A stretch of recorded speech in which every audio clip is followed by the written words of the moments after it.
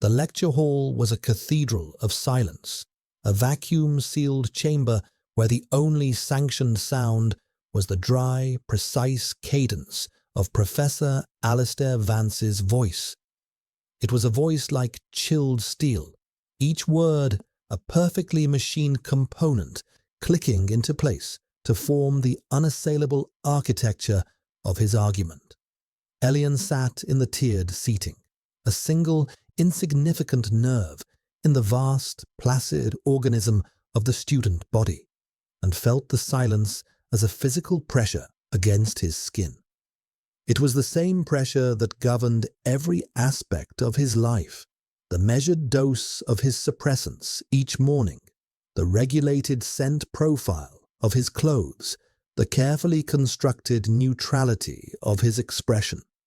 He was a master of non-existence, a ghost haunting the hallowed, sterile halls of the Institute of Genetic Purity. Today, the pressure was worse. A low thrumming had started behind his temples, a phantom vibration that resonated with the hum of the hall's atmospheric regulators. It was a warning. The carefully calibrated balance of his biochemistry was threatening to tip, a possibility so catastrophic he refused to give it shape in his mind. He focused instead on the man at the lectern, a figure rendered in sharp, unforgiving lines against the stark white of the projection screen. Professor Vance did not move like other people.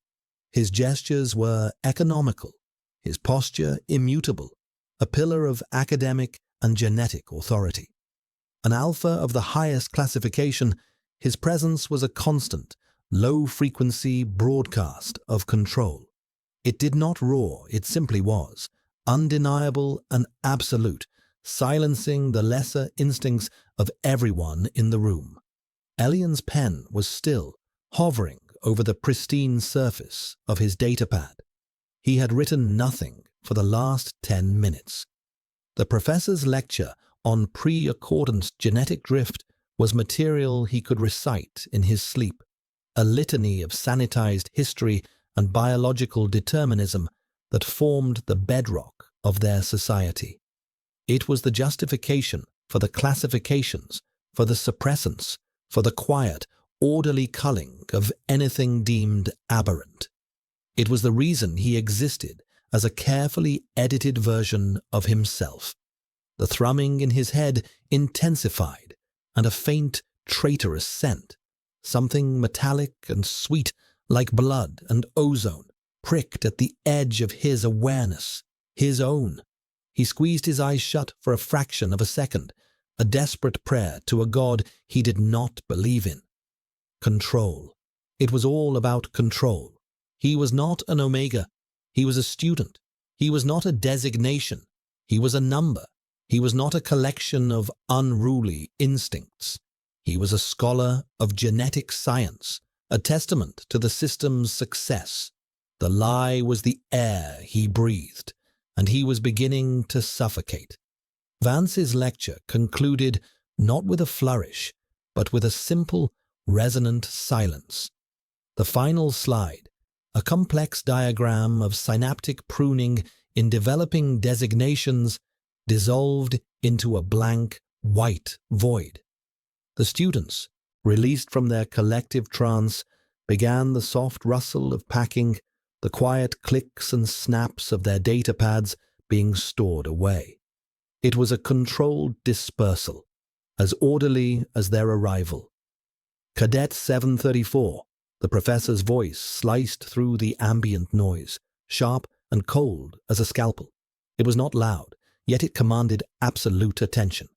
Every rustle ceased, every head turned, a slow, synchronous motion of curiosity and suspicion. Elian's blood went cold. 734. His number. He did not look up. He kept his eyes fixed on the blank screen of his datapad, willing the floor to swallow him whole. He felt the weight of 100 gazes, each one a pinprick on his skin. He was visible. He was seen. It was the one thing he could not afford to be. "See me after class." The words were a verdict. There was no room for interpretation, no hint of query. It was a command, as immutable as a law of physics. The rustling resumed, but it was different now, laced with whispers and speculative glances cast in his direction. He was no longer a ghost. He was a specimen pinned to a board. He remained in his seat, a statue of feigned composure, until the last student had filed out, their footsteps echoing with a judgment he could feel in his bones. The vast hall emptied, leaving only the low hum of the machines and the suffocating weight of the professor's silent presence. He could feel Vance's eyes on him, a clinical, analytical gaze that stripped away the layers of his carefully constructed facade. Slowly, deliberately, Elian gathered his things. His hands were steady, a small, hard-won victory in a war. He was losing. He stood, the movement stiff, and walked down the tiered steps, each footfall a deafening slam in the cavernous silence. He did not approach the lectern. He walked toward the exit, his body screaming for escape, for the anonymity of the corridors, the sanctuary of his sterile single-occupancy dorm. He was almost at the door, his hand reaching for the cool metal of the handle, when the voice came again, closer this time, directly behind him. "I did not dismiss you." Elian froze, his fingers hovering inches from freedom. The air thickened, saturated with a scent he had only ever read about in restricted texts, the pure, undiluted scent of a dominant alpha. It was not aggressive, not threatening. It was worse. It was a statement of fact, a scent that spoke of winter frost, of cold stone, of absolute, unshakable authority. It bypassed his suppressants, a key slipping into a lock he hadn't known existed. A shiver, hot and electric, traced a path down his spine. He turned, slowly, to face the man. Professor Alistair Vance stood a few feet away, his expression as unreadable as ever. His eyes, the color of a winter sky, held no malice, only a chillingly detached curiosity. "My office," he said, his tone leaving no room for argument. "Now."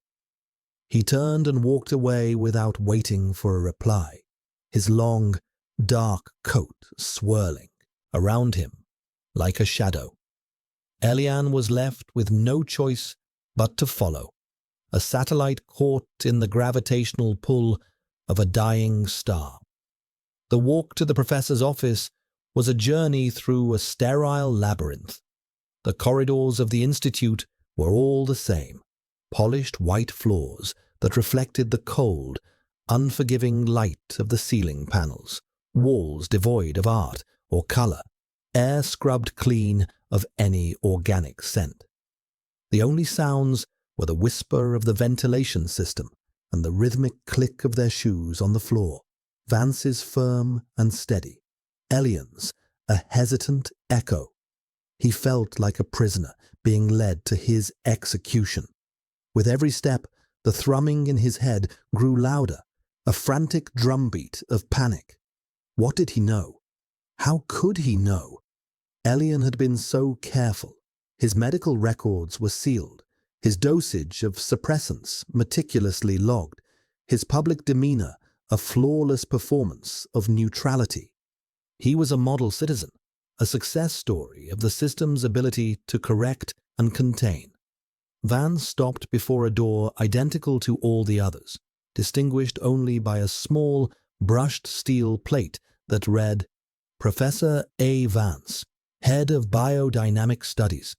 He pressed his thumb to the scanner beside the door, and it slid open with a soft, pneumatic hiss, revealing a space steeped in shadow. Vance stepped inside and stood aside, holding the door, waiting. It was not a gesture of courtesy. It was a summons. Elian's feet felt like lead, but he forced them to move, crossing the threshold from the cold, bright hallway into the dim, quiet intimacy of the office. The door slid shut behind him, the hiss of its closing as final as a locking mechanism. He had been seen. He had been summoned. And now he was caged. The office was not what he had expected. It was a stark contrast to the bleached-out sterility of the institute. The walls were lined with floor-to-ceiling shelves crammed with physical books, their leather and paper spines a chaotic tapestry of dark, rich colors. The air was cool and still, carrying the scent of old paper, polished wood, and something else, the faint, clean, almost mineral scent of the alpha who inhabited it. It was a space of deep, resonant silence, a pocket of the past preserved in the heart of the antiseptic future.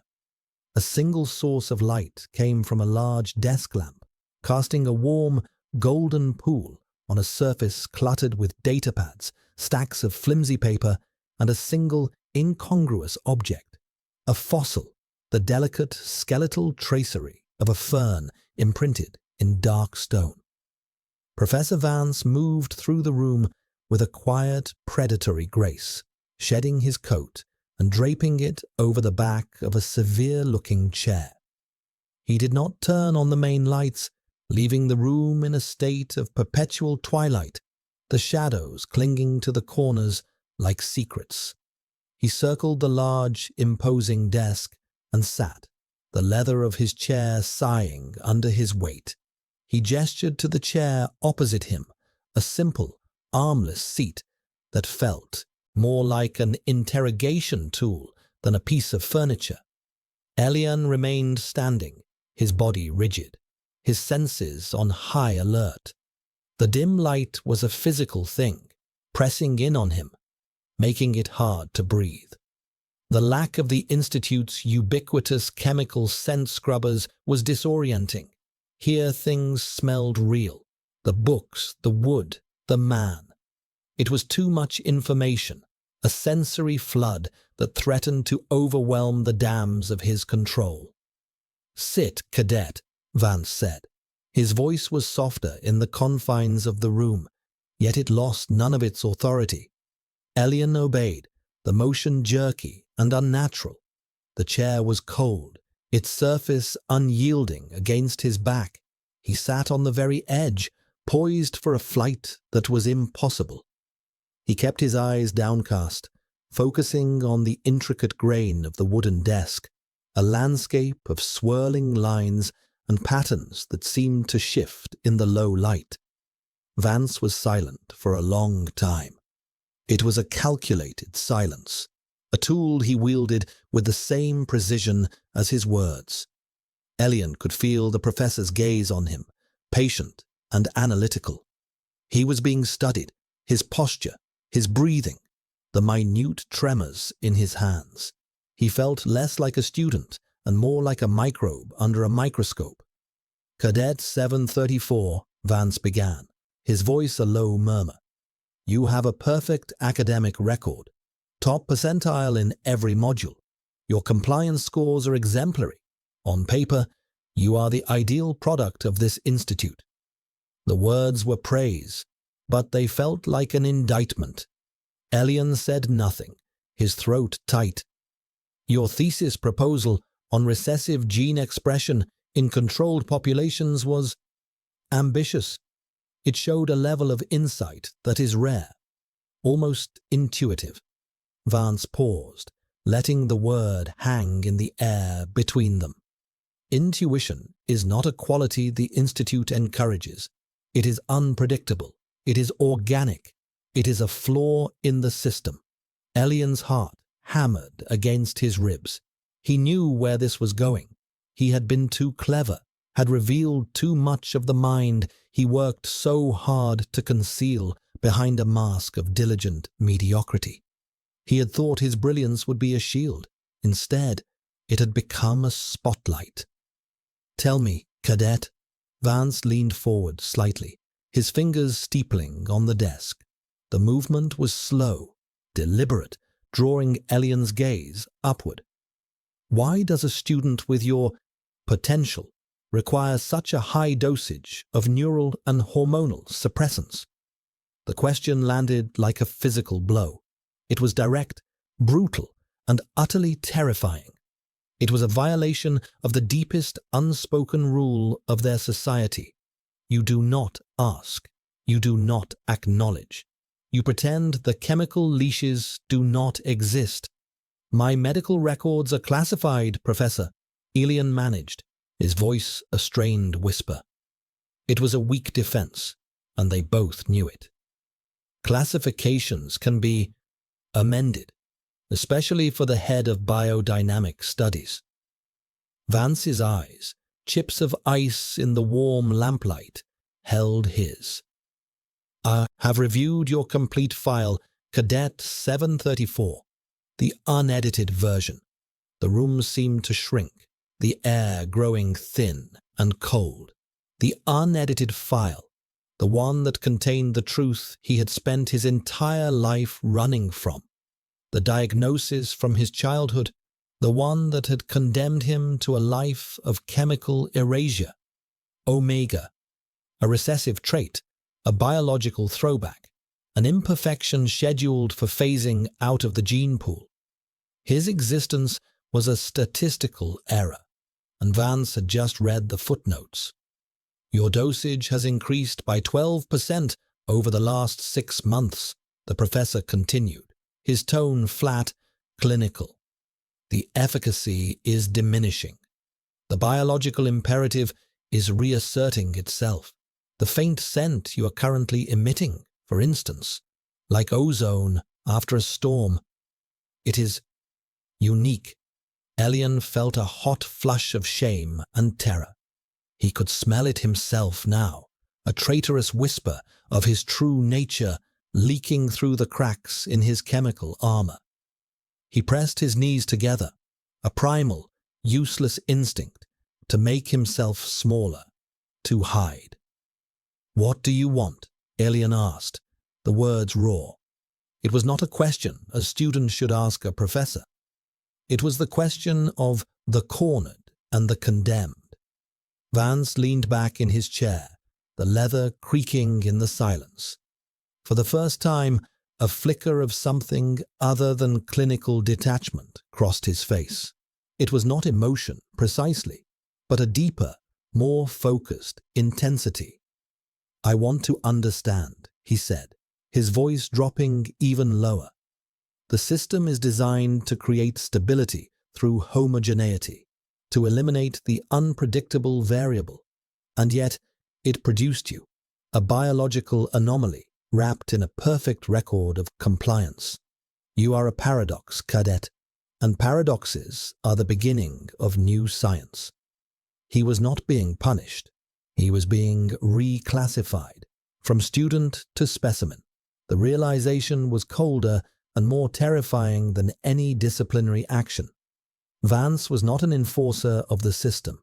He was its high priest, and he had just found a new, fascinating heresy to dissect. You will be staying here, Vance stated, not as a request, but as a simple declaration of a new reality. In this office, you will cease your current regimen of suppressants under my direct supervision. I will observe the effects. I will collect data. You will be the sole subject of a new research project. Elian stared at him, his mind reeling. This couldn't be happening. It was a kidnapping sanctioned by the highest authority, a prison cell with bookshelves. I can't, he whispered, the words catching in his throat. I won't. A ghost of a smile touched Vance's lips, a chilling, humorless expression. You seem to be under the impression that you have a choice. He gestured vaguely toward the door. You are free to leave, of course. But the moment you step into that hallway, I will be forced to file a report on a cadet whose hormonal profile is destabilizing, who presents a clear and present danger to the Institute's code of biological conduct. You know the protocol. You'd be remanded to the correction center before you reach the end of the corridor. They are far less comfortable than this office. Their methods of data collection are significantly more invasive. The threat was delivered with the same dispassionate calm as his lecture. It was a checkmate, correction center, a place people whispered about, a sterile hell from which no one returned unchanged, a place where they would strip him of his mind to get to the biology underneath. Here, in this strange, dark room, at least the man dissecting him would be the one who understood the science of it. A cold, bitter laugh escaped him. "So this is it," he said, a wave of dizzying despair washing over him. A cage. Vance's gaze was steady, unpitying. "All of this," he said, his hand sweeping to encompass the room, the institute, their entire world, "is a cage, cadet. I am merely offering you a different one where the observer is at least interested in the results." The door remained shut. The silence stretched, thick with the scent of old books and new fear. Elian looked at the fossil on the desk, the delicate form of a long-dead thing, perfectly preserved, eternally trapped in stone. He was not a student. He was not a number. He was an experiment, and the experiment had just begun. The first 24 hours were a silent war. Elian sat in the chair he had been assigned, a straight-backed wooden one tucked into a corner near a towering bookshelf, and did not move. He did not speak. He did not eat the sterile, nutrient-paced meal that Vance left on a small table beside him. He focused all his energy on stillness, on making himself as inert and uninteresting as the fossil on the professor's desk. It was a pathetic, childish rebellion, but it was the only one he had. Vance, for his part, seemed not to notice. He worked at his desk, the soft glow of his lamp a solitary star in the office's perpetual twilight. The only sounds were the whisper of his stylus across a datapad, the rustle of flimsy paper, and the slow, steady rhythm of his breathing. He did not look at Elian, yet Elian felt constantly watched, his every non-movement catalogued and analyzed. The observation was a tangible pressure, a weight on his shoulders. The office, which had at first seemed a sanctuary of knowledge, now felt like a vivarium. The towering shelves of books were the glass walls, and he was the creature trapped within, his every twitch and shudder recorded for posterity.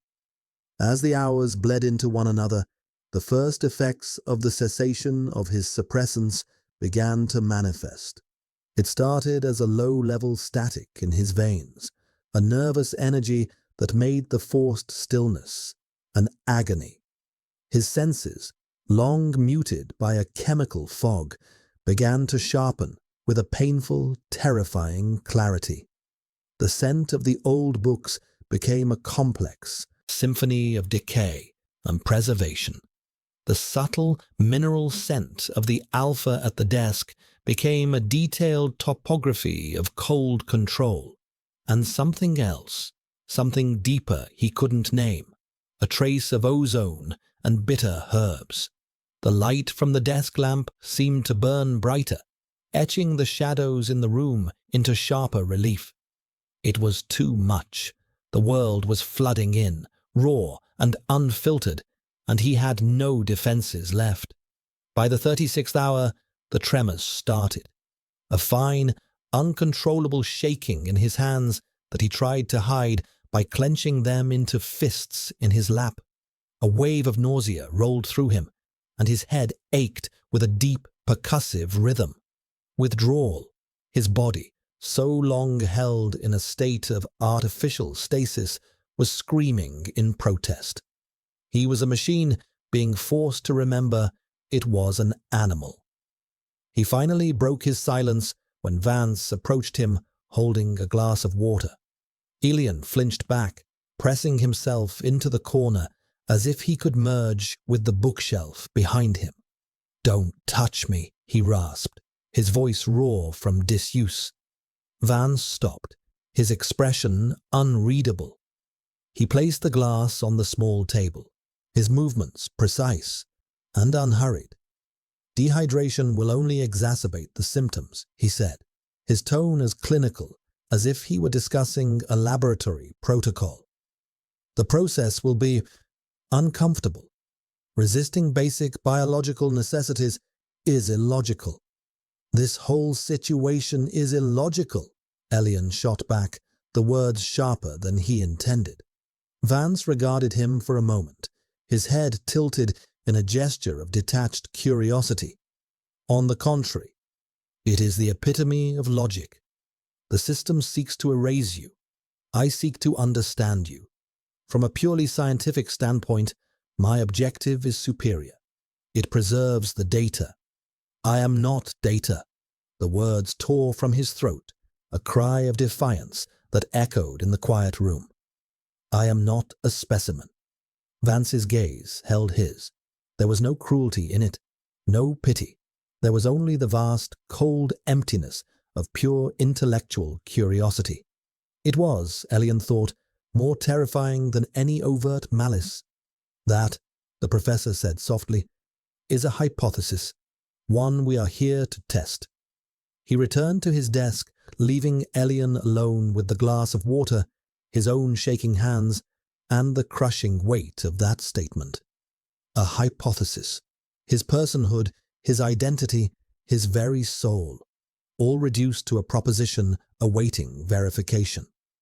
He stared at the water, at the way the lamplight refracted through it, splintering into 1,000 tiny rainbows. He was so thirsty. His body screamed for it. To drink the water was to acquiesce, to accept the terms of his imprisonment, to become a willing participant in his own dissection. To refuse was to cling to a shard of defiance, even as his body disintegrated around him. He did not drink the water. The days that followed blurred into a feverish haze. Time lost its meaning, measured only by the waxing and waning of the lamplight on the desk and the escalating rebellion of his own body. The withdrawal symptoms intensified.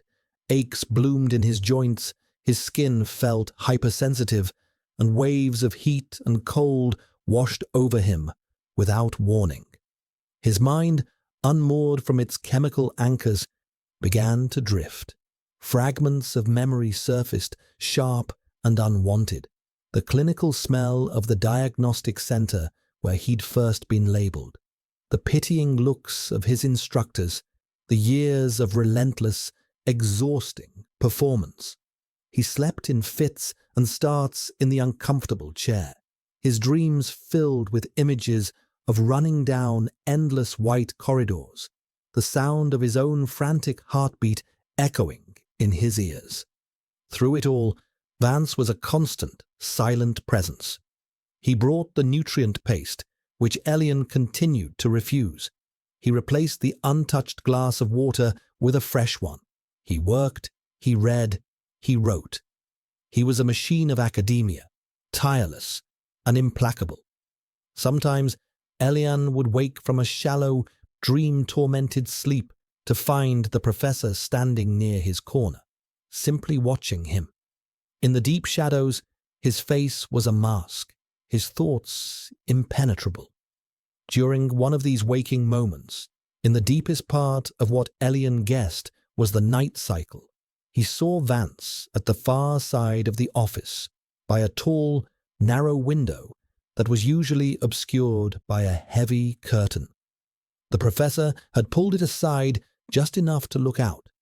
The world outside was a tapestry of distant, glittering lights against a black velvet sky. Vance stood there for a long time, perfectly still, a silhouette against the city's cold glow. Elian couldn't see his expression, but he could feel it.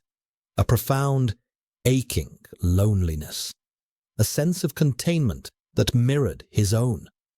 In that moment, the Alpha did not seem like a captor. but like another prisoner, one who had simply built himself a more comfortable, scholarly cage. The thought was disorienting, a crack in the foundation of his fear and hatred. The fever broke on the 5th day. He woke up shivering, his clothes soaked in sweat, but the agonizing ache in his bones had subsided to a dull throb. The world had snapped back into sharp focus. He was weak, exhausted, and hollowed out, but he was lucid, and he was ravenously hungry.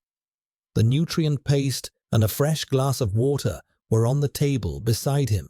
His pride, which had sustained him for days, had been burned away by the fever. With a shaking hand, he reached for the paste. The first swallow was a surrender. The bland, synthetic taste filled his mouth, a flavor he associated with his entire life of compliance. But it was sustenance. It was fuel. He ate the entire portion, then drained the glass of water in 3 long, desperate gulps. He felt Vance's eyes on him, but for the first time, he did not flinch. He met the professor's gaze across the room. Vance was sitting at his desk, a data pad in his hand, but his attention was entirely on Elian. There was no triumph in his expression, no satisfaction. There was only that same unnerving, clinical observation. The initial acclimatization period appears to be complete, Vance said, his voice cutting through the silence. Now, the real work can begin. Elian's stomach clenched. The withdrawal had just been the prelude. He had survived the breaking of his chains only to find himself in a new, more terrifying phase of his captivity.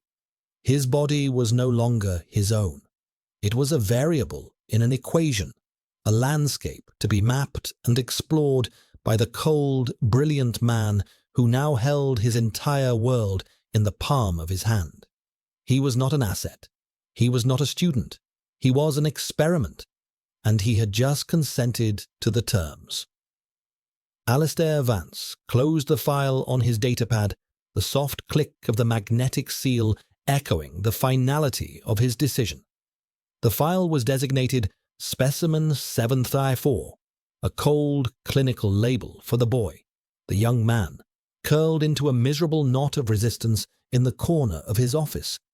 He had observed the subject for 124 hours. He had logged the physiological responses to the cessation of state-mandated suppressants, the tremors, the fever, the diaphoresis, the eventual capitulation to biological necessity. The data was clean, precise, and utterly fascinating. It was also profoundly inadequate. The data did not capture the defiant glint in the boy's eyes, even when his body was betraying him. It did not quantify the sheer force of will that had allowed him to refuse sustenance for 98 hours.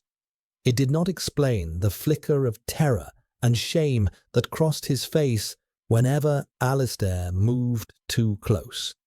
The boy, Elian, his file had named him, a soft, lyrical name that stood in stark contrast to his harsh, numerical designation, was more than the sum of his biological responses. He was the flaw in the grand, elegant theory of genetic purity. Alistair had built his entire career on that theory. He was its most celebrated architect, his papers and lectures forming the very foundation of the Institute's curriculum. He had always believed in the beauty of order, the mathematical certainty of a controlled system. He preached the gospel of genetic stability, of a society free from the chaotic impulses of hormonal imperatives, a world perfected through careful, rational design.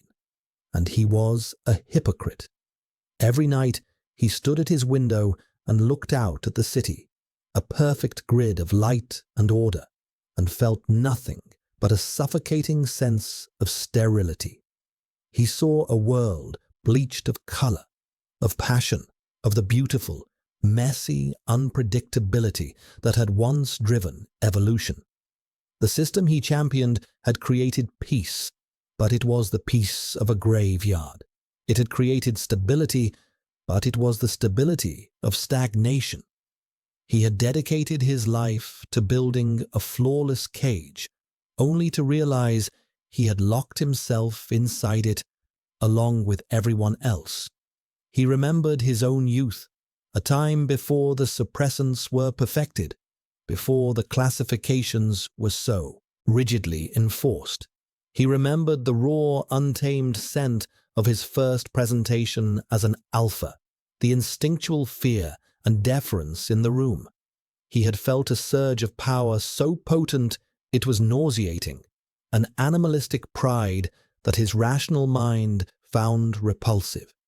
He had seen the dark side of their biology, the potential for violence and subjugation, and he had dedicated himself to its eradication. He had believed control was the answer. He had been wrong. Elian was the proof. The boy's file had landed on his desk, flagged for review.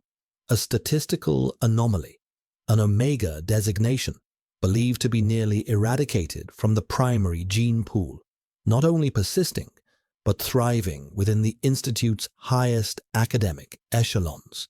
The system had failed to identify him, failed to contain him.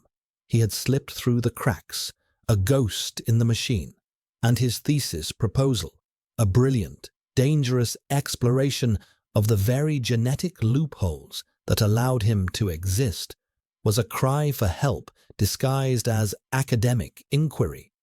Alistair saw it for what it was, the desperate gamble of a mind too brilliant to stay silent, a mind that would rather be discovered and dissected than continue to live a lie. So Alistair had set a new experiment in motion, not for the Institute, for himself.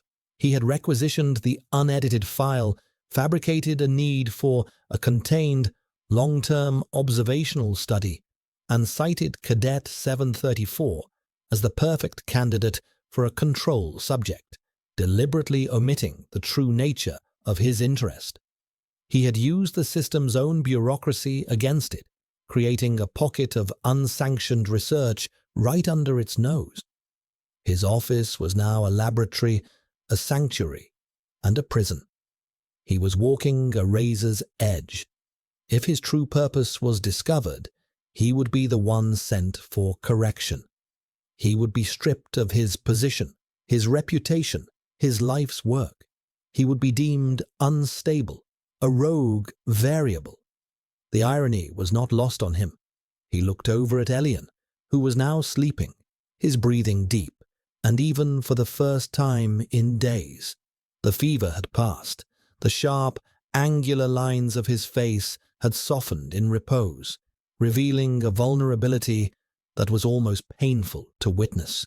His scent, no longer masked by chemicals or soured by illness, was beginning to bloom in the enclosed space. It was not the cloying, sweet scent described in the old texts. It was subtle, complex. Ozone, yes, like the air after a lightning strike, but underscored with something else. Wild herbs, wet earth, the clean scent of snowmelt. It was the scent of something untamed. Alistair felt a low, resonant pull in his own gut, a deep, instinctual thrum that his own lifetime of control and discipline barely contained. It was the alpha part of him, the ancient, biological imperative he so despised, recognizing its counterpart. It was a dangerous, unwelcome response. He was a scientist. This was his subject. He was not an animal. He was not a monster. He forced the instinct down, burying it under layers of cold, hard logic. He was not interested in the boy's designation. He was interested in his resilience. What kind of strength did it take to survive in a world designed to erase you? What kind of mind could flourish under such constant, crushing pressure? The system saw Omegas as weak, as subservient, as a biological dead end. But Elian was none of those things. He was a survivor. He was a fighter. He was brilliant. Perhaps the system was wrong. Perhaps the flaw was not in the designation, but in the definition. Alistair returned to his desk and opened a new file, this one encrypted, accessible only by him. He deleted the title Specimen 734. He typed a new one. Project Chimera. A chimera, a creature of myth composed of parts from different animals. That's what Elian was. A brilliant, scholarly mind in a body the world had deemed fit only for base instinct. A paradox of the highest order. His hypothesis was simple and profoundly heretical. What if the system's greatest perceived weakness was in fact its only hope for a future? What if the genetic diversity it sought to destroy was the very thing it needed to avoid stagnation? Elian was the key, his unique biology, his resilient mind. They were not a mistake. They were a message. Alistair began to type, his fingers flying across the holographic interface. He was no longer just an observer. He was a conspirator. He had trapped Elian in this room, yes, but not to break him for the system. He had trapped him to understand him, to protect him, to see if this one singular boy held the answer to saving them all from the perfect, sterile, beautiful cage they had built for themselves. The experiment was no longer about data. It was about rebellion. And it had just begun. The passing of the fever marked a distinct shift in the office's atmosphere. The overt hostility in Elian curdled into a quiet, watchful suspicion. He ate the meals provided. He drank the water. He even used the small private lavatory adjoining the office that Vance had indicated was for his use. He was compliant, but his compliance was a weapon. His silence was a wall, his stillness a judgment. He had become a ghost of a different sort, haunting the corner of the room, his eyes following Vance's every move with an unnerving intensity. For Elian, the world was painfully, vibrantly alive. Without the dulling filter of the suppressants, every sensation was heightened. He could hear the faint electronic hum of Vance's datapad, the whisper of the man's clothing as he moved, the impossibly soft sound of his own blood pulsing in his ears. The scents in the room were a constant narrative. The sharp, clean aroma of Vance's soap, the bitter tang of the brewed stimulant he drank in the mornings, the ever-present, complex scent of the alpha himself, a scent that seemed to change with his moods, growing sharper and more ozonic when he was focused, softening to something like cool stone and moss when he was reading late into the night. And then there was his own scent. It was a source of constant, low-grade panic. It was a truth he could no longer hide, a flag signaling his location to the one man he wished could not see him. It strengthened with each passing day, a sweet, wild scent of rain and earth that felt as foreign to him as another language. He felt exposed, stripped bare, his deepest biological secret perfuming the air of his cage. Vance, true to his word, began the real work. It did not involve invasive procedures or physical restraints.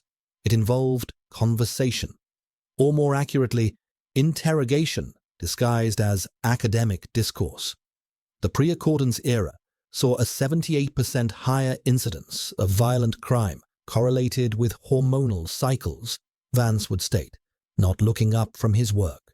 Discuss the socio-biological factors that the accordance sought to neutralize. Elian would remain silent, staring at the wall. Vance would wait, the silence stretching until it was a taut wire.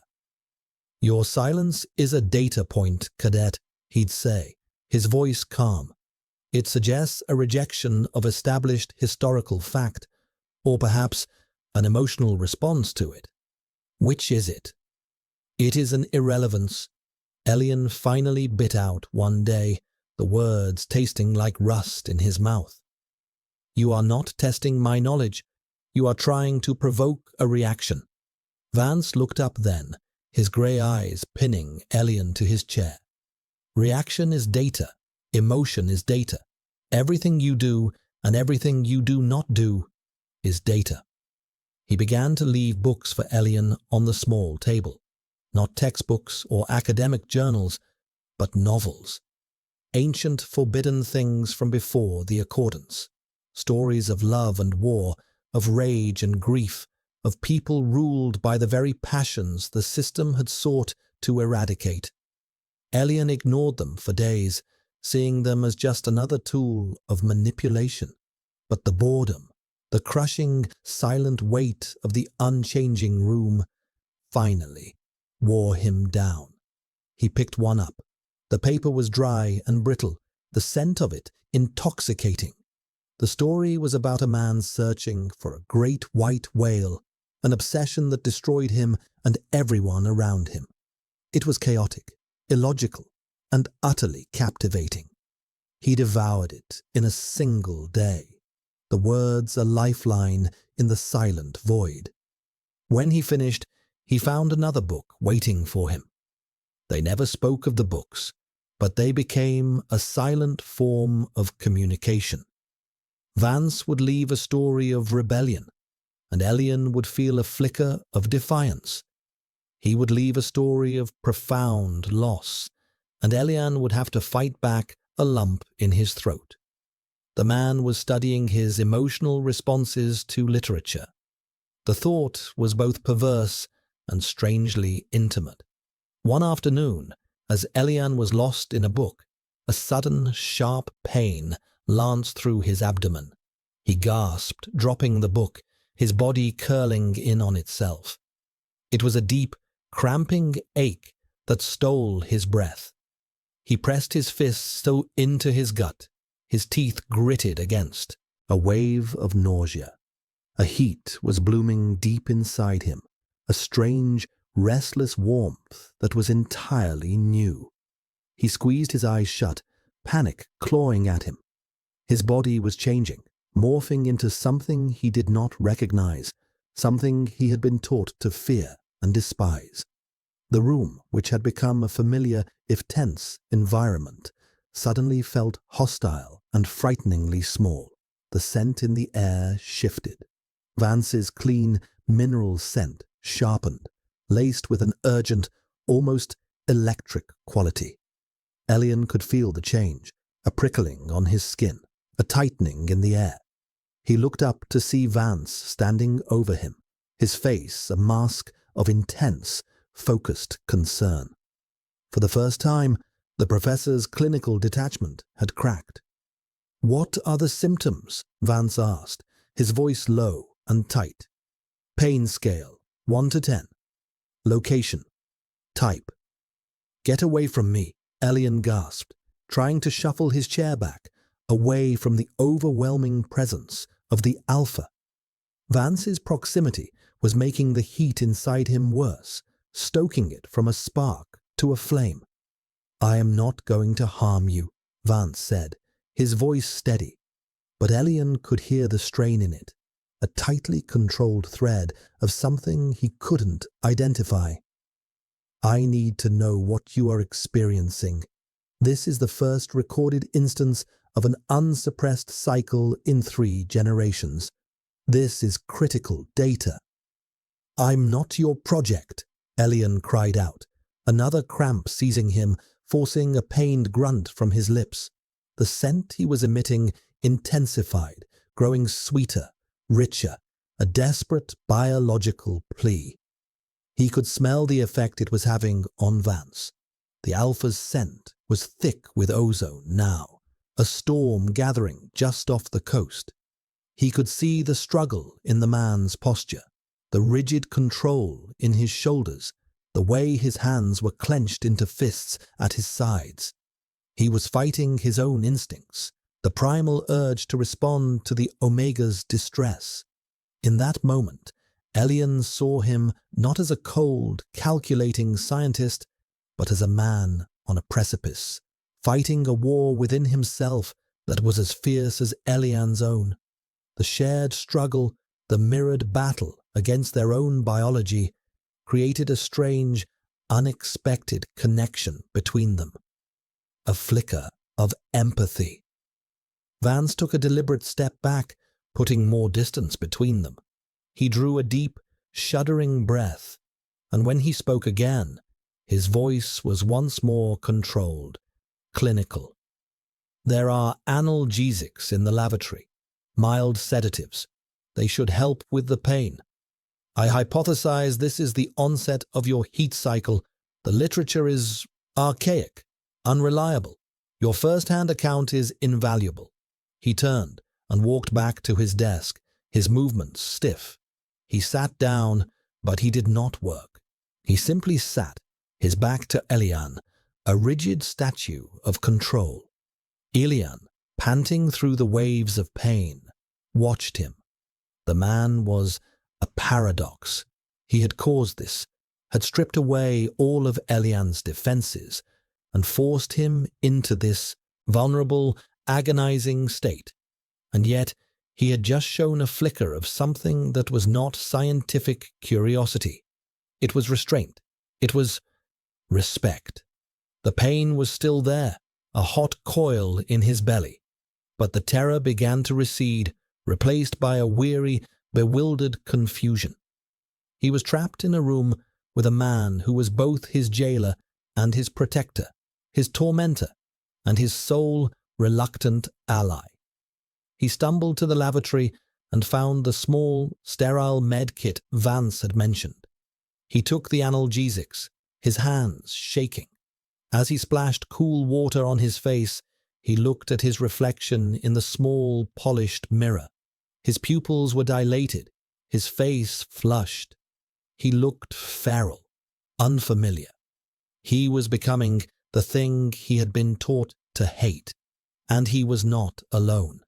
He was becoming this new self under the watchful, analytical, and unexpectedly conflicted gaze of the one man who had the power to destroy him, but who, for some reason he could not fathom, had chosen not to.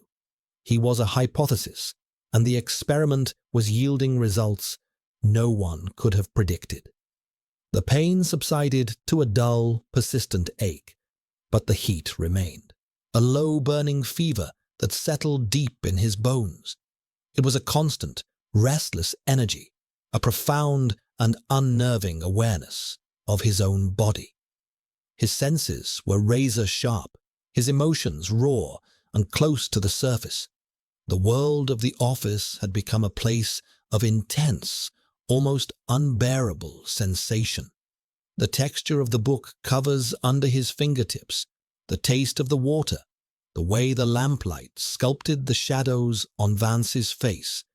It was all immediate, visceral, and overwhelming. He felt as though a layer of skin had been peeled away, leaving him exposed to the slightest atmospheric shift. The most profound change was the connection, for he could think of it as nothing else, that had sparked between them during the onset of his cycle. It was no longer just a matter of observation. It was a strange, unwanted empathy. He could feel Vance's moods as if they were weather patterns in the small room. He could sense the rigid control the professor exerted over himself, a constant, thrumming baseline of tension. He could feel the moments when the alpha's focus on his work would slip, and an intense, analytical awareness would be directed at him, a palpable weight in the air. And Vance, it seemed, could feel him.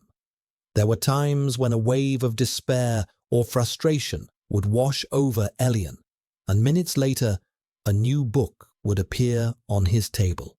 Or when the restless energy became too much, and he felt the urge to pace the confines of the room like a caged animal, Vance would start a conversation, a dry, academic distraction about political theory or ancient history, pulling his focus away from the frantic buzzing in his own veins. They were two poles of a bizarre, contained magnetic field, repelling and attracting, constantly aware of each other's presence. The interrogations continued, but their nature shifted. They became less about provocation and more about sharing. "The poetry of the Sapphic tradition," Vance said one evening, his voice a low rumble in the quiet, "is characterized by its focus on the intimate and the personal, a stark contrast to the epic, heroic narratives favored by the state. Why do you suppose such art is no longer produced?" "Because the intimate is a threat to the collective," Elian answered, his voice quiet. He didn't look up from the page he was pretending to read. To feel deeply for one person is to challenge the idea that your only loyalty is to the system. "An astute analysis," Vance murmured. "It suggests that love, in its purest form, is an act of rebellion."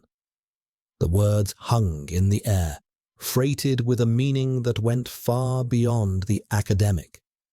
Elian felt a flush of heat rise in his cheeks that had nothing to do with his cycle. He risked a glance at the professor. Vance was watching him, his expression thoughtful, his gaze holding a depth that went beyond mere scientific inquiry. It was the look of a man seeing not a specimen, but an equal. It was terrifying. It was exhilarating. One day, a nightmare seized him. He was back in the diagnostic center, a child of 7. The room was white, the lights were too bright, and the technicians in their sterile coats were holding him down. He could feel the cold prick of the needle in his arm, could smell the antiseptic terror of the place. He was screaming, but no sound was coming out. He thrashed, fighting against invisible hands, his own voice a choked sob in the back of his throat. He woke up with a gasp, his heart hammering, the office's shadows twisting into the shapes of the white-coated technicians. He was shaking, a cold sweat clinging to his skin. A hand touched his shoulder. He flinched violently, scrambling back in his chair, a raw cry of fear escaping him. Vance was there, kneeling beside his chair, his hand held out, open and unthreatening. His face, illuminated by the soft glow of the desk lamp, was etched with a stark, unfamiliar emotion. It was not pity. It was a raw, aching recognition. "You are not there," Vance said, his voice impossibly gentle. "You are here, in this room. You are safe." The words were simple, but they cut through the fog of his panic. He stared at the professor, his breathing ragged. He had never heard that tone from him before. The clinical scientist was gone, replaced by someone else. It was a memory, Elian whispered, the confession feeling like a betrayal of his own defenses.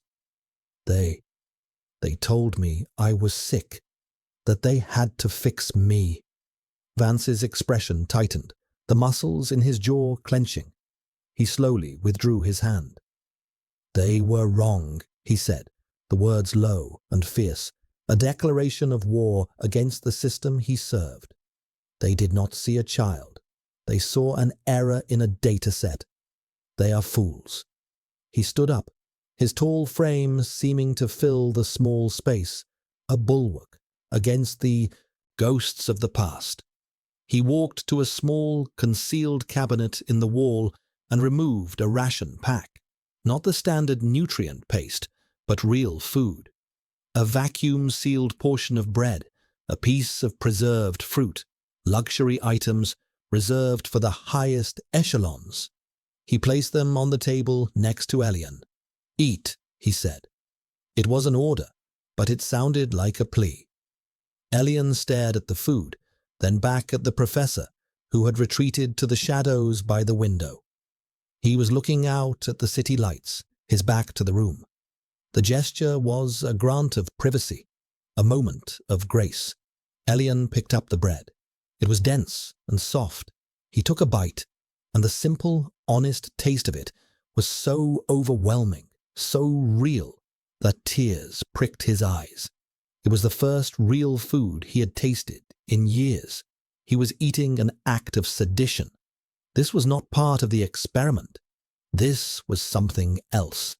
A line had been crossed. The carefully maintained distance between observer and subject had collapsed, leaving them in a new, uncharted territory.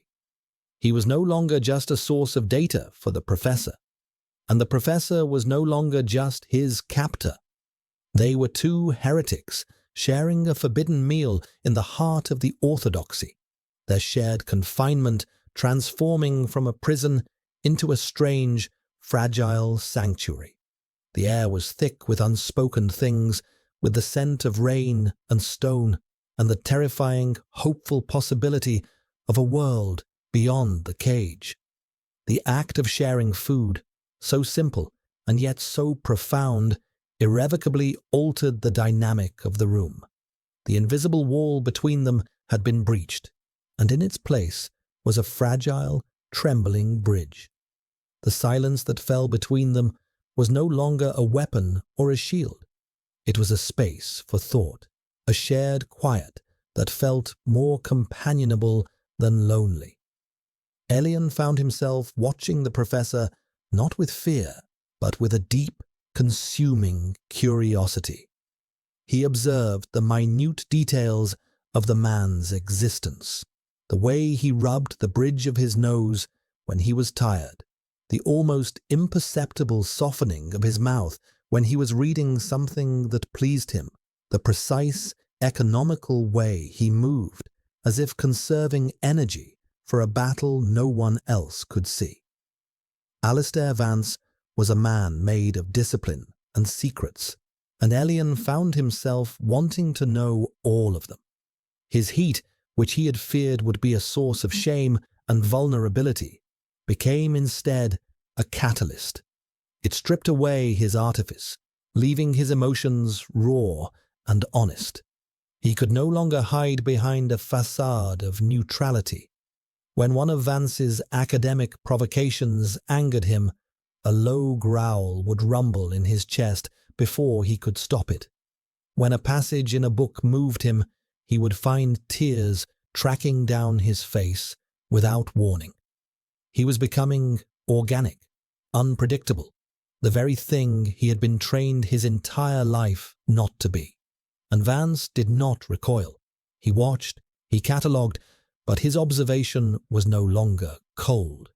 It was intent, focused, as if he were witnessing a miracle.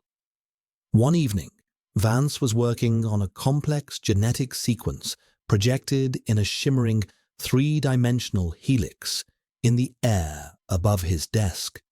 Elian, drawn by the intricate beauty of it, left his corner for the first time and approached the desk. He stood a few feet away, watching as Vance's long, elegant fingers manipulated the glowing strands of light, twisting and turning the model. "It's the sequence for designation suppression," Vance said, without looking up. "The chemical chains that bind you, the ones that are failing." "It's flawed," Elian said, the words coming out before he had time to think. Vance's hands stilled. He turned his head slowly, his grey eyes locking onto Elian's. "Explain." The architects assumed that the Omega genome was a simple recessive trait, Elian said, his voice gaining confidence as the familiar language of science became his shield. "They designed the suppressants to target a single hormonal pathway. But it's not simple. It's a polygenic trait, intertwined with neurosensory regulators. That's why my senses are heightened. It's not a side effect. It's part of the core designation. The suppressants are like trying to dam a river by blocking only one of its tributaries.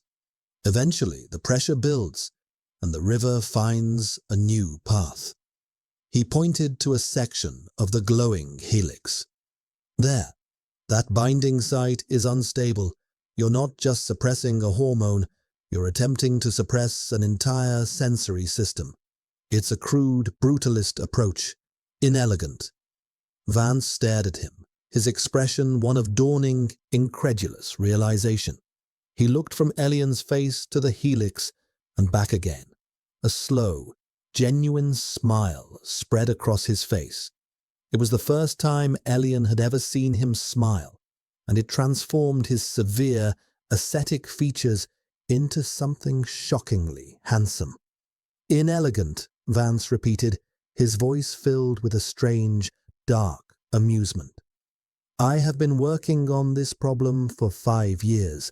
I have written 3 papers on the inherent stability of this sequence, and you, in 5 minutes, have dismantled my life's work with a single word. He gestured to the space beside him. Show me.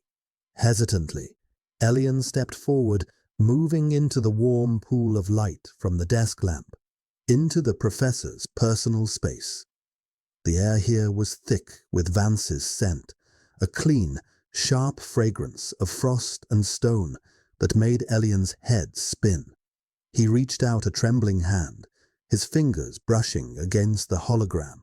The light felt cool and insubstantial. He pointed to the unstable binding site, explaining his theory, his voice a low murmur. Vance leaned in closer to see, his shoulder almost brushing against Elian's. The proximity was dizzying. Elian could feel the heat radiating from the Alpha's body, could hear the soft sound of his breathing. The academic discussion was a thin veneer over a roaring fire of sensory input. He could feel Vance's intense focus, not just on the helix, but on him.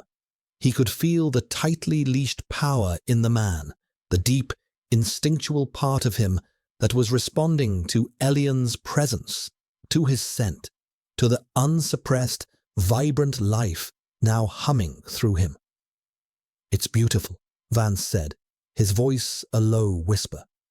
Elian thought he was talking about the genetic code, but when he looked up, the professor was not looking at the helix. He was looking at him. His eyes, the color of a winter storm, were filled with a profound, terrifying intensity. It was the look of a scientist who has just discovered a new law of nature, of an artist who has just found his muse, of a man who has been starving for a century and has just been offered a feast. In that moment, the last vestiges of their former dynamic, professor and student, captor and captive, observer and subject, burned away. They were 2 people, a man and a boy, an alpha and an omega, trapped in a room that had become the entire universe. The air crackled with a tension that was no longer hostile but electric, with a dangerous, unspoken possibility. Elian's heart hammered in his chest, a wild, frantic drumbeat. He should have been afraid. Every instinct, honed by years of survival, told him to run, to hide, to make himself small and invisible. But the person he was now, the unsuppressed, unfiltered self that was blooming in the strange sanctuary of this office, did not want to run. He wanted to lean closer. He wanted to see what would happen if he closed the last few inches between them.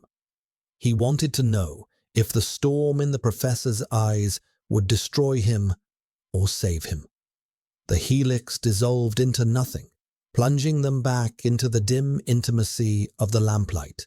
The silence that fell was no longer academic.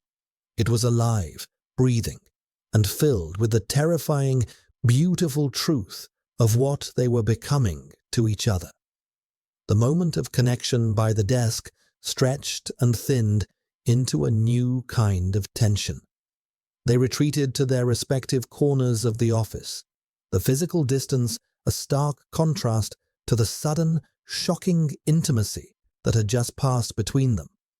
The air was charged, every silence freighted with unspoken words, every glance a complex negotiation. Elian felt flayed open, his own burgeoning emotions a wild, untamed garden he didn't know how to tend. His heat was a constant, low hum beneath his skin, a state of heightened awareness that made Vance's presence almost overwhelmingly potent. He could feel the subtle shifts in the alpha's state as keenly as his own heartbeat. He could feel the ironclad control Vance exerted, and he could feel the hairline fractures beginning to appear in that control. It was in the way Vance's gaze would linger on him a second too long, the way the professor's hand would pause over his datapad, his thoughts clearly elsewhere. They were orbiting each other, two celestial bodies caught in a gravitational pull that was rewriting the laws of their universe. The outside world, which had seemed so distant, chose that moment to intrude. A soft chime emanated from Vance's desk, a sound Elian had never heard before. It was a priority communication alert. Vance's body went rigid. He moved to his desk, his expression hardening back into the cold, impenetrable mask Elian knew so well. He activated the comm panel, and a voice, tinny and laced with bureaucratic authority, filled the room. "Professor Vance, this is Administrator Thorne. We're flagging an anomaly in your resource allocation logs." Elian's blood ran cold. Thorne, the head of Institute Security, a man with a reputation for merciless, dogmatic adherence to protocol. "Administrator?" Vance's voice was smooth as ice. "To what anomaly are you referring?" "Your current project, Observational Study 4B. Your subject's caloric intake has been logged as 0 for the last 17 days, yet your office has been drawing sustenance rations, including restricted items. Explain the discrepancy." The question was a scalpel, probing for the weakness in Vance's story. Elian held his breath. He could feel the sudden, sharp spike of adrenaline in Vance, a scent like charged metal. "The subject has been undergoing a controlled fasting protocol to measure baseline metabolic rates under stress," Vance replied, without a moment's hesitation. The lie was seamless, clinical, and utterly believable. "The additional rations are for myself. The long observational hours require them. I trust my dedication to my research is not in question." There was a pause. Elian could picture Thorne on the other end, a man for whom anything outside of predictable patterns was a threat. "Your dedication is noted, Professor. However, there is another matter. Cadet 734 was scheduled for a mandatory medical review 3 days ago. He did not attend. His absence has been flagged." "I exempted him," Vance said, his tone sharp with academic arrogance. "The integrity of the observational period cannot be compromised by external appointments. It is all in my filed protocol addendum. Perhaps you should read it." "We have no record of such an addendum, Professor." Thorne's voice was cold. "The cadet is Institute property. He will report to the medical bay at 800 tomorrow. My enforcers will provide an escort to ensure his compliance." The line went dead. The silence that descended was heavier, more dangerous than any that had come before. The outside world was not just intruding. It was laying siege to their small sanctuary. "They know," Elian whispered, the words barely audible. "They don't know," Vance countered, his back still to the room. "They suspect. There is a difference." He turned, and the cold, clinical mask was gone. In its place was the face of a strategist, a warrior. His eyes were flinty, his jaw set. Thorne is a creature of pure protocol.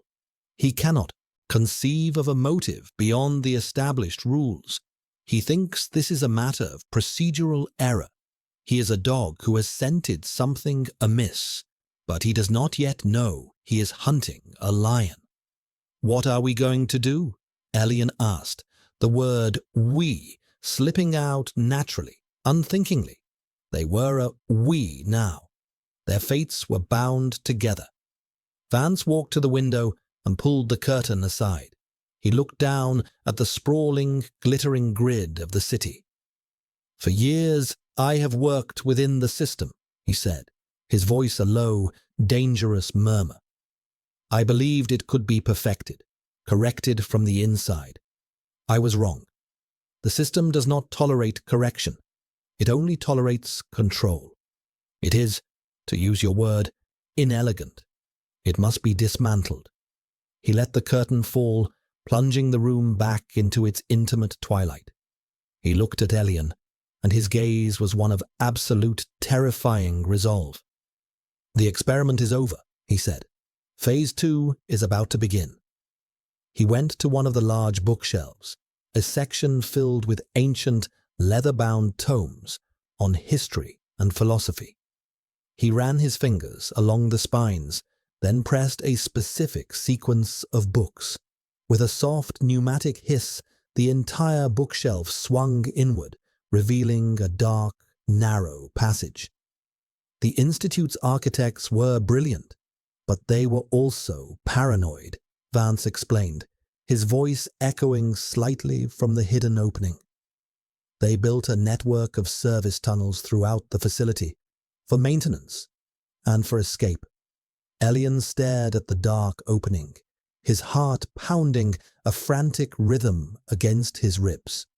It was a way out, a path away from Thorn, from the enforcers, from the medical bay with its needles and its sterile tables. But it was also a step into a complete unknown, a future more terrifying than the confinement he had grown accustomed to. Where do we go? He asked. Vance turned back to him, a small, grim smile on his lips. I have a private laboratory, off campus, a place where my research is not subject to administrative oversight, a place where a new hypothesis can be tested. He held out a hand. It was not a command. It was an invitation, an offer of alliance. The system believes you are a weakness, Elian, Vance said, using his name for the first time. The sound of it in the professor's deep voice was a physical shock, a brand of ownership and belonging all at once. I hypothesize that you are a weapon. It's time we gave that theory a practical demonstration. Elian looked from Vance's outstretched hand to the dark maw of the tunnel.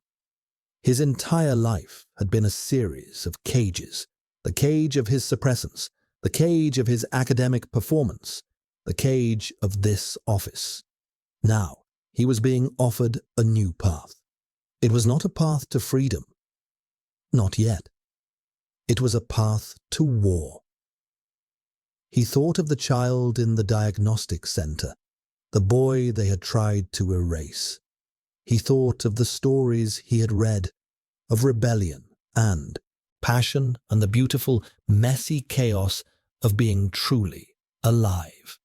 He took a breath, the air thick with the scent of old paper, of dust, and of the Alpha who was offering him a chance to fight back. He stepped forward and took his hand. Vance's grip was strong and warm, a steady anchor in a world that was about to be torn apart. They were no longer a scientist and his subject. They were co-conspirators, and they were descending into the darkness together. The tunnel was a narrow, claustrophobic artery in the Institute's concrete heart. The air was cold and stale, thick with the smell of dust and damp stone. A single, low-wattage light strip ran along the ceiling, casting long, distorted shadows that danced like specters at the edge of their vision. Vance moved ahead of him with a quiet, confident stride, his hand still holding Elian's, a warm, solid presence in the oppressive dark. Elian's heightened senses were a torment here. Every drip of condensation echoed like a gunshot.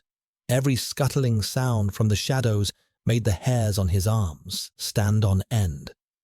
This was the building's subconscious, the dark, forgotten spaces between the sterile, white-walled rooms of its conscious mind. After what felt like an eternity of walking in silence, the tunnel opened into a small subterranean transit hub. A single, sleek, black transport pod rested on a magnetic track that disappeared into a larger tunnel. It was clearly old, but immaculately maintained. The founder's private shuttle, Vance explained, his voice low. For discreet exits. They believed in having a back door to the utopia they were building. He placed his palm on a scanner near the pod's door, which slid open with a soft hiss. The interior was Spartan, just 2 seats and a simple navigation interface. It was a vessel of pure function. They climbed inside, and the door sealed behind them, plunging them into absolute silence and darkness for a moment before the interior lights flickered on. The sudden, enclosed intimacy was more jarring than the open darkness of the tunnel. Vance released his hand and moved to the pilot's seat, his fingers moving deftly over the controls. With a low hum, the pod lifted slightly off the track and then shot forward into the darkness, the acceleration pressing Elian back into his seat. There were no windows. They were flying blind through the veins of the earth beneath the city. Thorn will have sealed the main exits by now, Vance said, his eyes fixed on the navigation display. He'll be sweeping the building level by level. He is methodical but predictable. He will not think to look down. He will when he finds your office empty, Elian pointed out, his voice tight with anxiety. He will, Vance agreed. But by then, we will be beyond the Institute's perimeter. My off-campus lab is registered under a shell corporation. It's biochemically shielded. By the time Thorn's enforcers get the warrants to search it, we will be long gone from there as well. So, the lab isn't the destination, Elian stated. It's a stepping stone. Precisely. It contains my complete, unedited research. Everything I've been working on for the last decade. The flaws in the suppression protocols, the genetic evidence for neurodiversity, everything the Institute has actively buried. It also contains supplies and a new identity for you. A new identity. The word sent a chill through him. The person he had been, Cadet 734, was about to die. The person he was becoming, this new, unsheathed version of himself, did not yet have a name or a place in the world. He was a ghost once more, but this time he was not haunting a building. He was haunting his own life. The pod began to decelerate, its low hum dropping in pitch. It came to a smooth stop, and the door hissed open, revealing not a tunnel, but a clean, well-lit underground garage.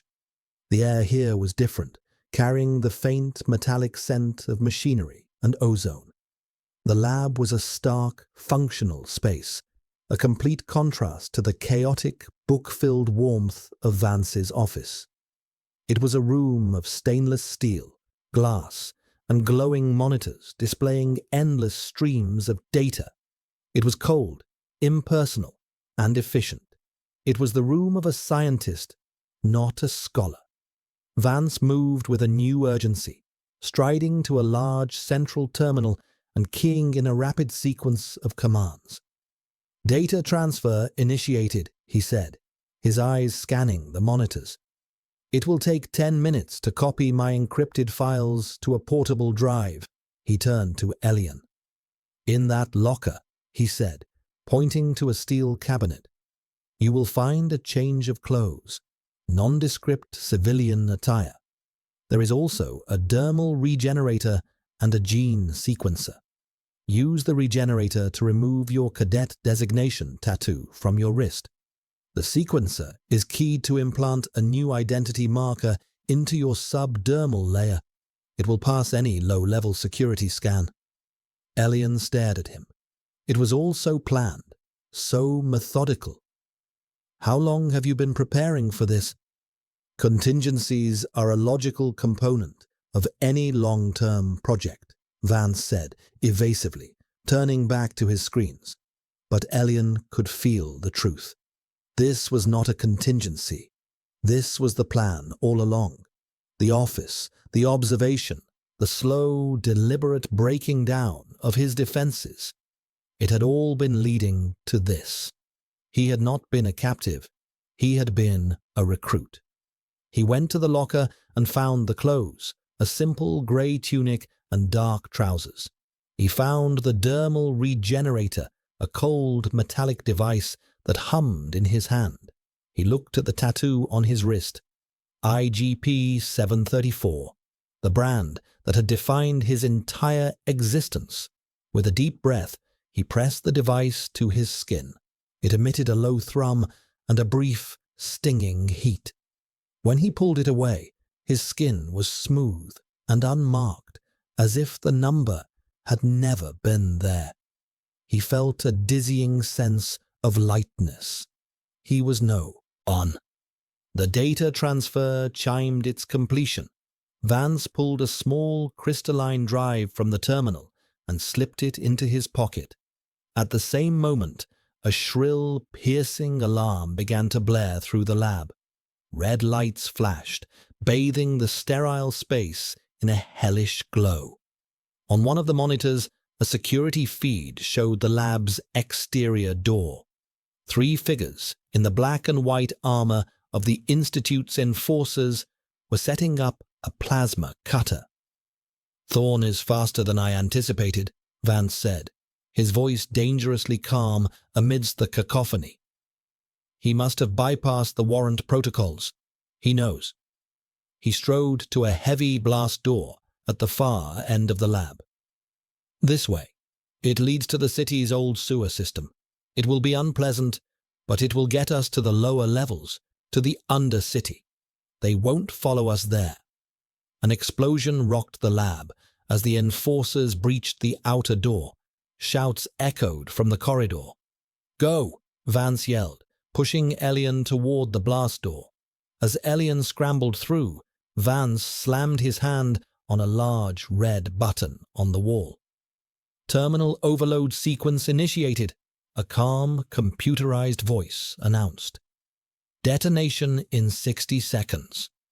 Vance slipped through the door just as it began to slide shut with a deafening groan of heavy steel. They were plunged into darkness again, the sound of the alarm muffled, the red flashing lights gone. Behind them, a countdown had begun on the destruction of Alistair Vance's life's work. But he had the drive, he had the data, and he had his hypothesis. The enforcers burst into the lab. "They're not here," one shouted over the alarm. "The terminal is overloading. We have to get out. Find them." A voice that could only be Thorn's roared through their comms. "He has the Omega. Do not let them escape." But it was too late. A low hum grew into a blinding white light, and the lab, with all its secrets, was vaporized. Miles away, in the dark, fetid tunnels of the city's forgotten underbelly, Elian and Alistair ran, the shockwave a distant, silent tremor at their backs. They were fugitives now, 2 ghosts running from a system that would stop at nothing to erase them. The experiment was over. The rebellion had just turned into a war. The sewers were a labyrinth of filth and decay, a stark, visceral refutation of the clean, orderly world above. The stench was overwhelming, a foul cocktail of waste and chemical runoff that made Elian's stomach churn. The darkness was absolute, broken only by the narrow beam of the light stick Vance carried. They waded through ankle-deep, lukewarm water, the sound of their splashing footsteps echoing unnervingly in the oppressive silence. This was the city's repressed unconscious, the grime and rot that had to be hidden away to maintain the illusion of purity. After what felt like hours, Vance stopped. He consulted a small, glowing map on his wristcom. "Here," he said, his voice a low breath in the dark. He pointed the light stick at a rusted, circular grate in the tunnel wall. "This should lead up to the Undercity." Together, they managed to wrench the grate open. It swung aside with a groan of protest, revealing a narrow, vertical shaft with a series of rusted rungs leading up into darkness. "I will go first," Vance said. "Stay close behind me." The climb was treacherous. The rungs were slick with slime, and the air grew thick and heavy as they ascended. Elian focused on the shape of Vance's back above him, the steady, rhythmic movement of his climbing a calming presence in the terrifying vertical dark. Finally, Vance pushed open another grate, and they emerged, gasping, into a sprawling, chaotic cavern. This was the Undercity.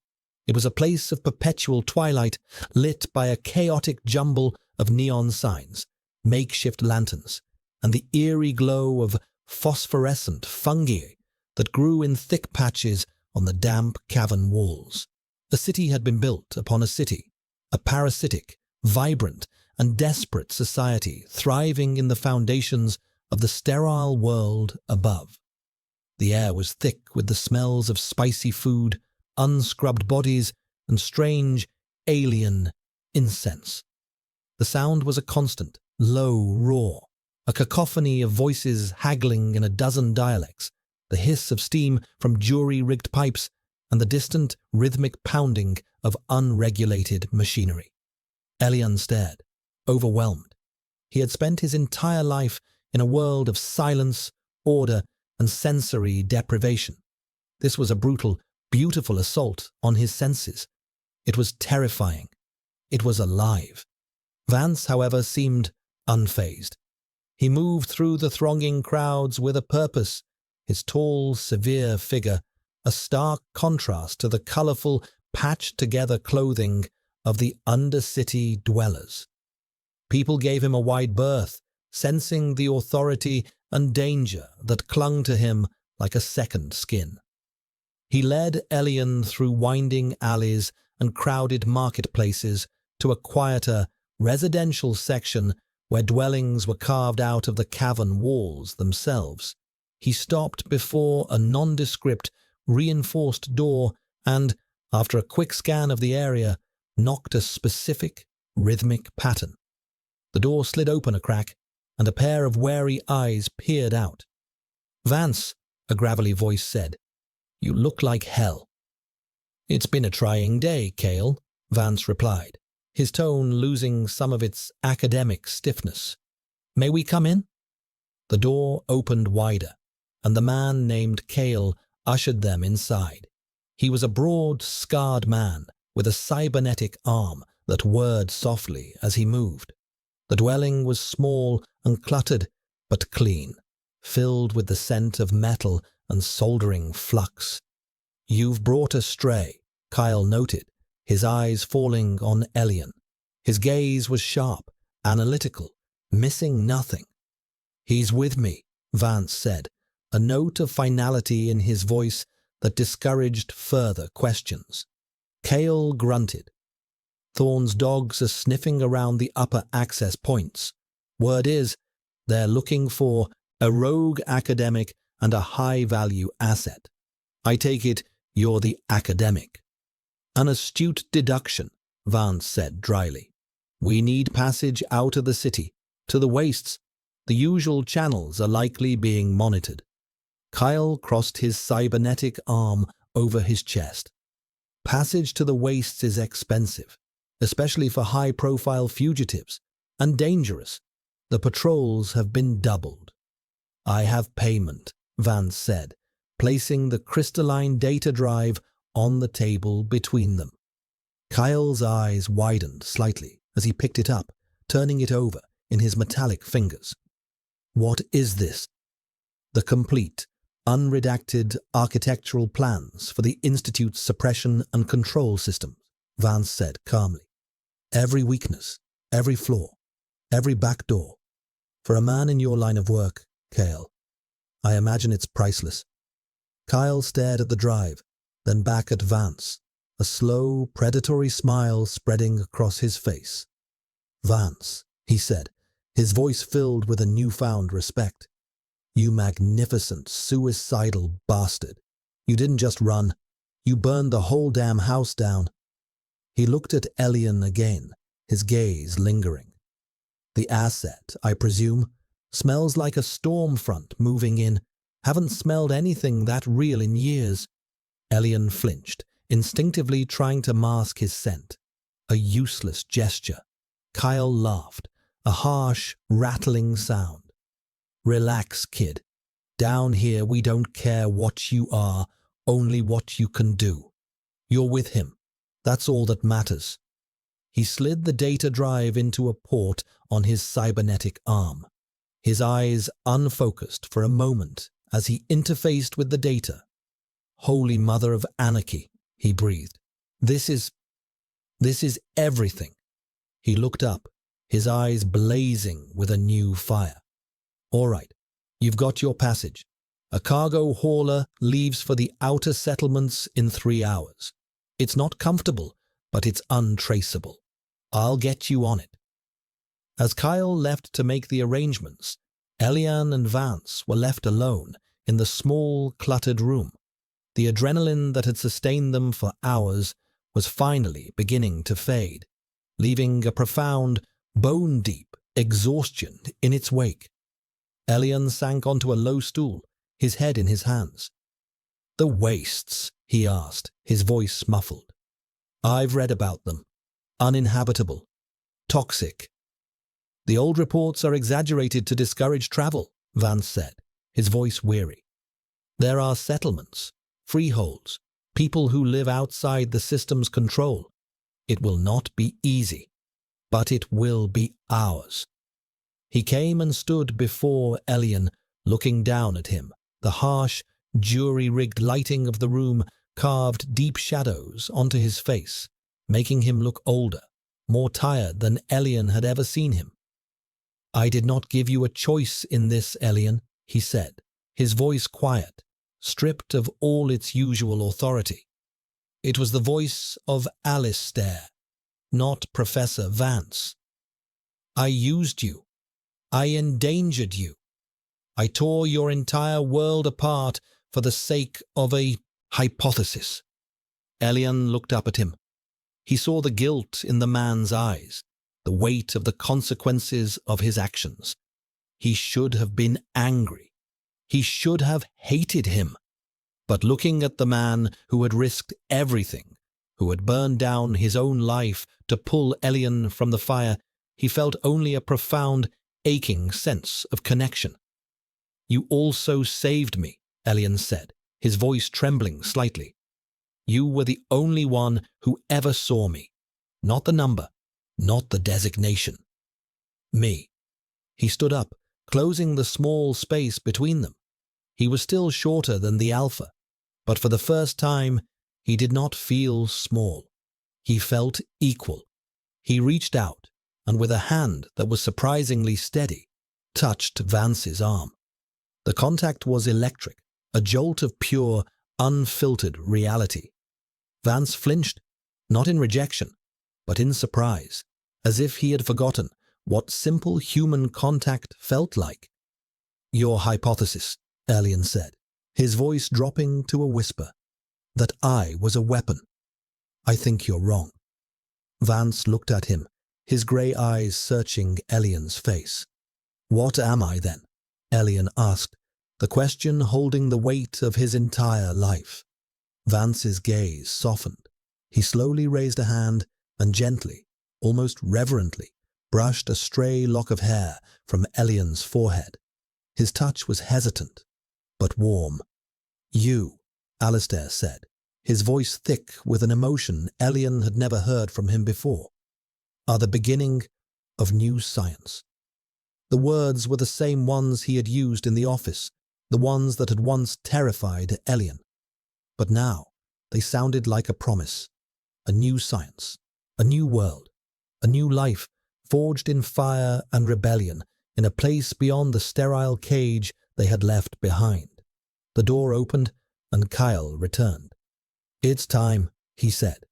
Alistair's hand dropped, but the warmth of his touch lingered on Elian's skin. They followed Kale back out into the chaotic twilight of the Undercity. Two fugitives walking toward an unknown, dangerous future.